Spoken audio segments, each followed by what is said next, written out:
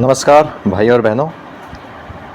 आप जानते हैं कि किस्सा टीवी पर हम लोग तरह तरह के किस्से फिल्मी दुनिया से जुड़े, और ख़ास तौर पर जो हमारा प्राइम फोकस रहता है वो है पुरानी जो हस्तियां हैं फिल्मी दुनिया की या पुरानी फिल्में, उनसे जुड़े हुए किस्से कहानियां हम शेयर करते हैं।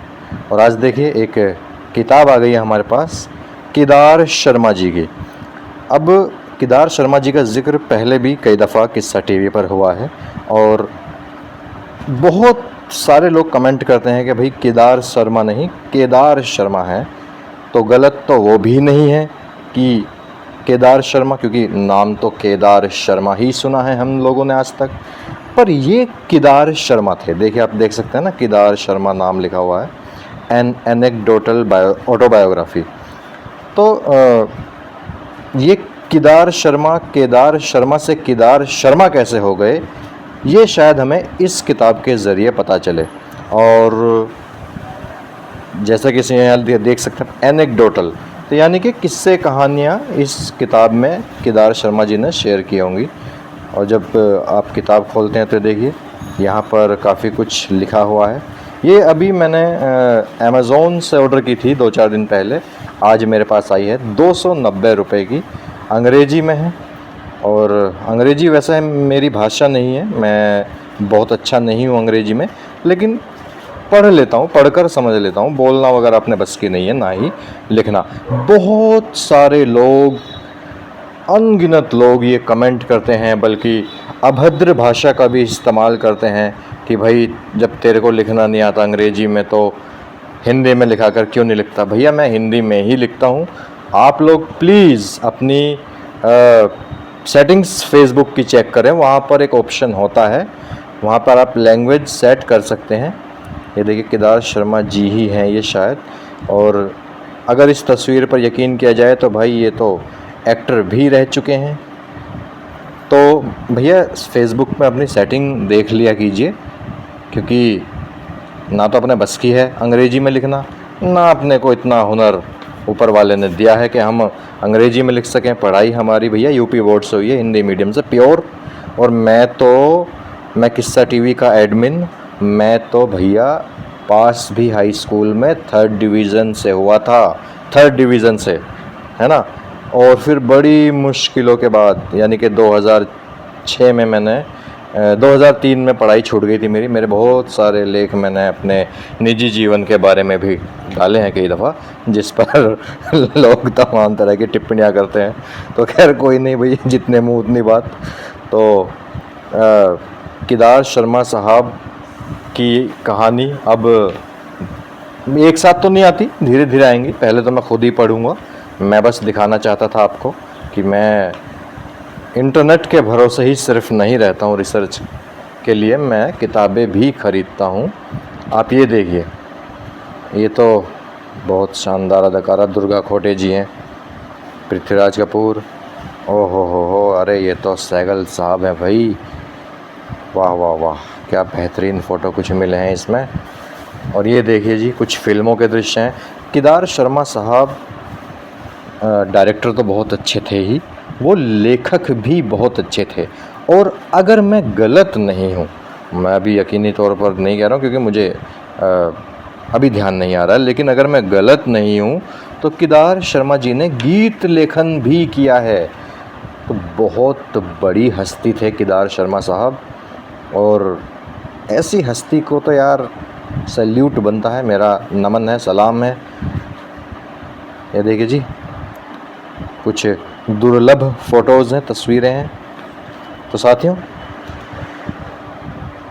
अब होपफुली जल्दी ही किस्सा टीवी पर आपको केदार शर्मा जी के अनुभव, उनकी ज़िंदगी की कहानी अंशों में मिलेगी। जैसे कि अभी दारा सिंह साहब की कहानी मैं कर रहा हूँ, 2 अध्याय लिख चुका हूँ। भैया पढ़िए उन्हें, फिर किस्सा टीवी पर जाइए। किस्सा टीवी आजकल फेसबुक बहुत ज़्यादा रिकमेंड नहीं कर रहा है, पता नहीं क्या हुआ।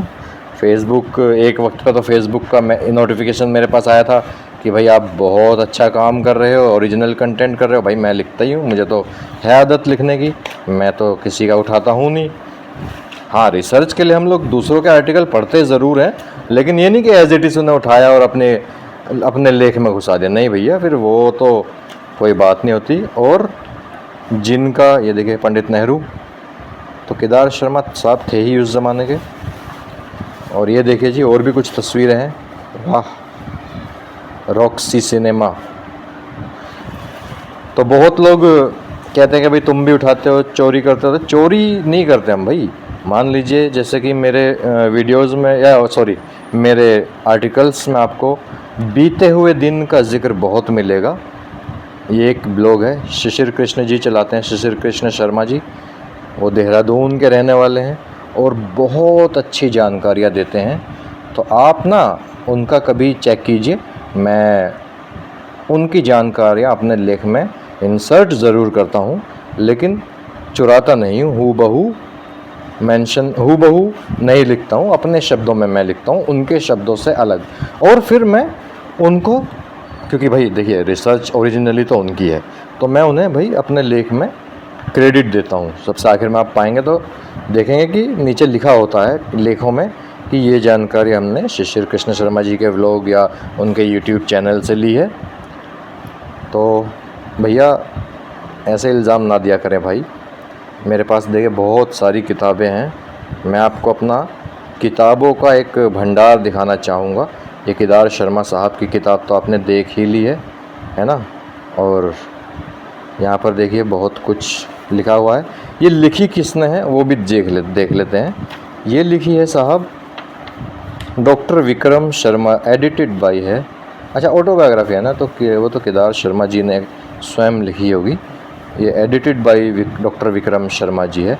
तो पहले तो आप एक छोटी सी झलक देखिए मेरे सेटअप की। ये छोटा सा मेरे पास कंप्यूटर है जी।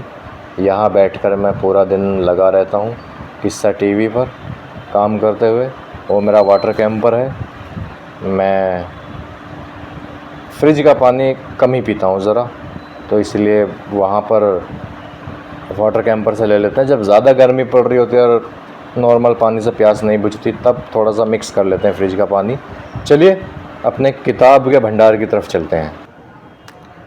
ये देखिए साहब, ये मेरा किताबों का छोटा सा भंडार है। अभी बहुत ज़्यादा बड़ा नहीं हुआ है। और चूंकि मैं किराए के घर में रहता हूँ ना, तो मैंने अभी कोई बुक शेल्फ वगैरह बनवाई नहीं है। मेरे पास जगह है, ज़मीन है। मैंने 2 प्लॉट ख़रीदे थे यूट्यूब की मेहरबानी से। एक वक्त था जब किस्सा टीवी का यूट्यूब चैनल बहुत अच्छा चलता था, अब तो बिल्कुल पिट गया है। तो तब मैंने जो कमाई हुई थी उससे 2 प्लॉट खरीदे थे। पर दुर्भाग्यवश जहाँ प्लॉट खरीदे थे वहाँ पर कोई विकास की अभी गुंजाइश नहीं दिख रही है। और तो कैसे बनाया भाई, कम से कम बिजली, पानी और रास्ता तो चाहिए ना, नाली सड़क तो चाहिए। निकासी पानी की कैसे होगी। तो खैर ये देखिए, ये एक फ़िक्शन है, साइंस फ़िक्शन। ये मेरे एक मित्र हैं तोमर साहब, है ना, जिनके साथ मैं भी रिसेंटली कसोल भी गया था। उन्होंने ये मुझे गिफ्ट की थी। दुर्भाग्यवश मैंने पढ़ी आज तक पूरी नहीं है ये। और ये बिल्कुल आप इसे पढ़ोगे ना, थोड़ी सी पढ़ी है मैंने, शुरुआत के कुछ चैप्टर्स। ये जब आप पढ़ोगे तो आपको ऐसा लगेगा जैसा आप कोई हॉलीवुड फिल्म देख रहे हो।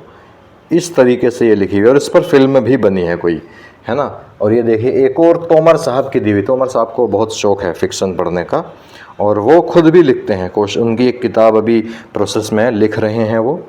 तो एक ये देखिए एंडर्स गेम, है ना। ये भी मैंने आज तक नहीं पढ़ी, बट मैं चाहता हूँ कि मैं एक बार इतना ये यार गरीबी से निजात मिले, फाइनेंशियल थोड़ी फ्रीडम मिले, तो फिर मैं खुद भी लिखना चाहता हूँ कुछ। मेरे दिमाग में भी एक आइडिया है। प्लस ये सब जो मैंने नहीं पढ़ा है ये सब मैं पढ़ना चाहता हूँ। तो मेरा देखो ड्रीम क्या है, ड्रीम थोड़ा आपको लगेगा वैसा शेख चिल्ली टाइप का। ये पहले देखिए राजेश खन्ना जी, और ये देखिए बीते हुए दिन। ये शिशिर कृष्ण शर्मा जी की किताब है ना। तो बहुत अच्छी किताब है, आप इसे ऑनलाइन मंगा सकते हैं। मेरे पास देखिए ये ओशो है। ये मेरे पास कब की रखी है, 1 साल से ज़्यादा हो गया होगा, मैंने आज तक नहीं पढ़ी, क्योंकि इनसे फुर्सत नहीं मिलती, इन चीज़ों से।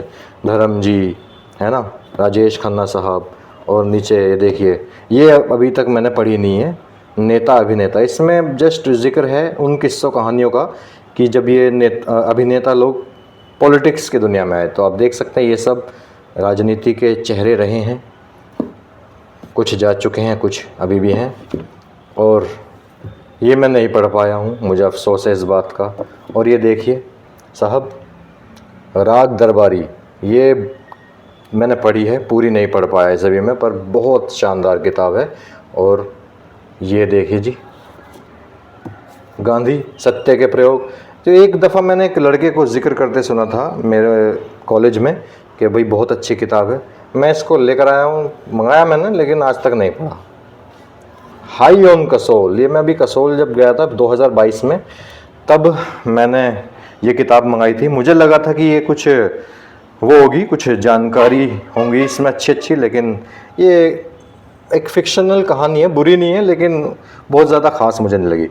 चेतन भगत, ये मैंने मंगाया था एक उपन्यास चेतन भगत का, ये भी अभी पढ़ना है। हाँ जी, ये मैंने देखिए पढ़ी है, गुलजार साहब के गीतों की कहानियाँ। बहुत अच्छी किताब है, बहुत ही शानदार किताब है, हिंदी में है, आप इसे मंगा सकते हैं, मज़ा आ जाएगा इसे पढ़ने में आपको। और एक नीचे देखिए, ये जानते हैं आप, मेरे किस्सा टीवी पर आपको यूट्यूब पर भी इनकी कहानी मिल जाएगी, मैंने फेसबुक पर भी पोस्ट की है।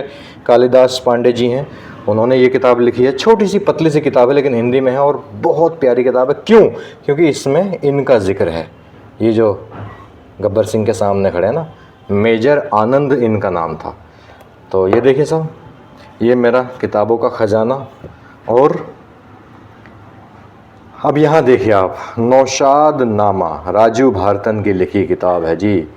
तो ये भी अभी पढ़नी बाकी है।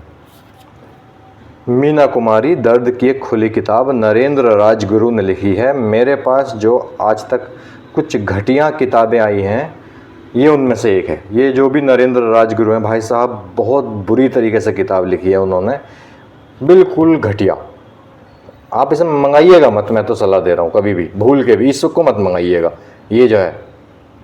बाकी ये स्मिता पाटिल, इसे मैंने आधा पढ़ा है, आधा अभी पढ़ना बाकी है।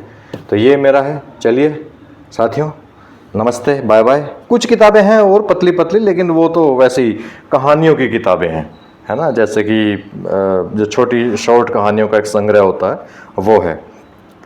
और एक चीज़ और दिखाना चाहूँगा, ये देखो छूटने लगा है, बट मैं प्लान कर रहा हूँ कि अब मैं यहाँ पर बैठकर पीछे थोड़ा और साज सज्जा करके, देखिए मैंने वो एक बार रिंग लाइट भी खरीदी थी अति उत्साह में, बट पता नहीं क्यों चेहरा लाके वीडियो बनाने में हमेशा मुझे हिचकिचाहट रही है, कॉन्फिडेंस नहीं आया वो कभी, बट अब तो करना पड़ेगा। तो YouTube पर मैं वीडियोस बनाना शुरू कर रहा हूँ। प्लान है मेरा पूरा अब से अगले महीने, 1-1.5 महीने के बाद, कि मैं YouTube के लिए वीडियोस बनाऊं और फेस कैम वीडियोस बनाऊं चेहरा लाकर।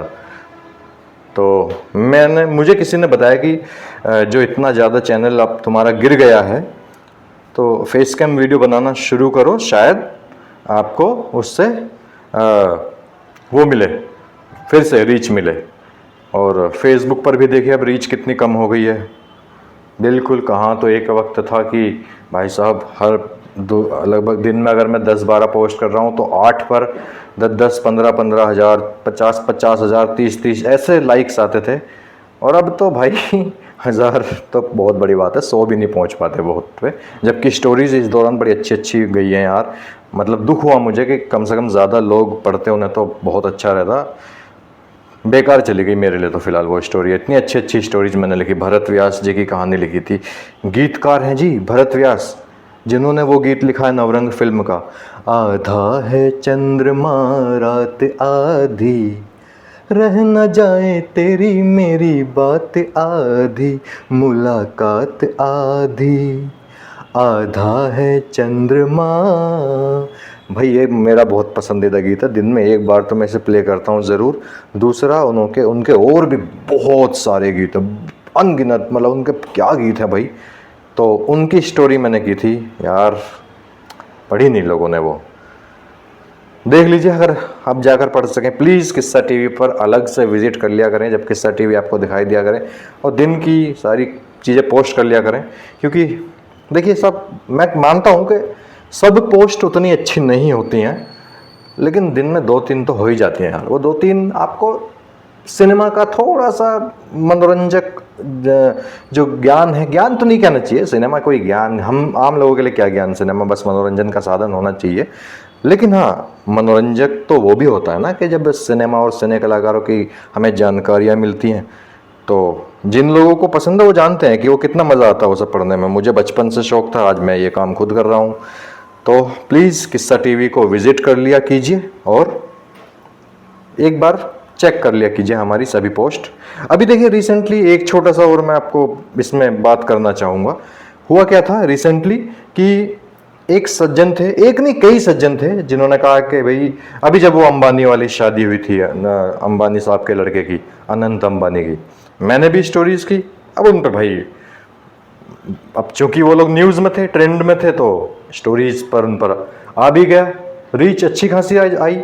बहुत लोग कह रहे हैं भाई तुम वो नहीं, वो तो जो फेक कहते हैं उनकी तो बात छोड़ ही दो, उन्होंने तो पूरी दुनिया ही फेक लगती है।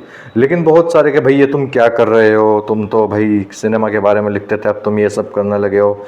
भैया मैं दिन में एक डाल रहा था और 4 दिन सिर्फ 4 पोस्टें, 4 से 5 पोस्ट डाली हैं, शायद 4 बस। आपको वो एक पोस्ट तो दिख गई अंबानी वाली, और जो दिन में मैं 11-12 पोस्ट डेली सिनेमा के ऊपर डाल रहा था, उस पर आपका एक भी कमेंट नहीं है।